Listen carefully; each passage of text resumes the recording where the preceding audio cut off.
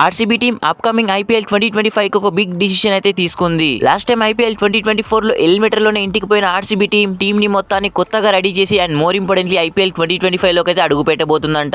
And ఇంకా ఇదే విధంగా ఆర్సీబీ టీం వాళ్ళ కొత్త టీం మెంటర్ ని and more importantly batting coach ని కూడా అనౌన్స్ చేశారు. లాస్ట్ టైం ఐపీఎల్ లో అండ్ మోర్ ఇంపార్టెంట్లీ ఐపీఎల్ లో ఆర్సీబీ టీం కి ఎన్నో సేవలు అందించినటువంటి దినేష్ కార్తిక్ అయితే వాళ్ళ team mentor and more importantly batting coach గా అనౌన్స్ చేశారు. ఇది మాత్రం ఒక బిగ్ సర్ప్రైజ్ అని చెప్పొచ్చు. ఎందుకంటే Dinesh Karthik last year IPL కి రిటైర్మెంట్ ఇచ్చాడు అండ్ మోర్ ఇంపార్టెంట్లీ ఇంత పెద్ద బాధ్యతను దినేష్ కార్తిక్ చేతిలో అయితే పెట్టారు. బట్ దినేష్ కార్తిక్ మాత్రం ఆ కేపబిలిటీ ఉందనే చెప్పొచ్చు. దినేష్ కార్తిక్ ఇంతవరకు ఐపీఎల్ లో 4842 పరుగులు చేశాడు. దినేష్ కార్తిక్ కి ఫ్రెషర్ లో ఆడడం ఎలాగో చాలా బాగా తెలుసు. కాబట్టి బ్యాటింగ్ కోచ్ గా అయితే సెట్ అనే చెప్పుకోవచ్చు. బట్ దినేష్ కార్తిక్ నే టీం మెంటర్ గా కూడా ఆర్సీబీ టీం అనౌన్స్ చేశారు. ఇది మాత్రం కొంచెం ఆర్సీబీ ఫ్యాన్స్ కి అయితే నచ్చలేదు. ఎందుకంటే ఏబీ డివిలియర్స్ అప్కమింగ్ ఐపీఎల్ లో ఆర్సీబీ టీం కి సేవలు అందిస్తా అని చెప్పాడు. కాబట్టి కనీసం ఆర్సీబీ టీం ఏబీ డివిలియర్స్ ని బ్యాటింగ్ కోచ్ గా కాకపోయినా కానీ టీం మెంటర్ గా అనౌన్స్ చేసినా కానీ సూపర్ గా ఉండేది. బట్ దినేష్ కార్తిక్ కి ఈ రెండు ప్లేసెస్ ఇవ్వడంతో ఆర్సీబీ ఫ్యాన్స్ కొంచెం నిరాశగా ఉన్నారు. మరి చూడాలి ఆర్సీబీ ఇచ్చినటువంటి ఇంత పెద్ద ఆపర్చునిటీ దినేష్ కార్తిక్ ఎలా యూజ్ చేస్తాడని చెప్పేసి. బట్ ఇది మాత్రం దినేష్ కార్తిక్ కెరియర్ లో ఒక న్యూ రోల్ అనే చెప్పుకోవచ్చు. మరి Dinesh Karthik RCB batting coach and team mentor గా సెట్ లేదా కింద కామెంట్ సెక్షన్ లో కామెంట్ అయితే చేసి చెప్పండి. వీడియో నచ్చితే ప్లీజ్ అన్న లైక్ చేసి మన ఛానల్ తప్పకుండా సబ్స్క్రైబ్ అయితే చేసి పెట్టుకోండి. Thanks for watching. Have a nice day.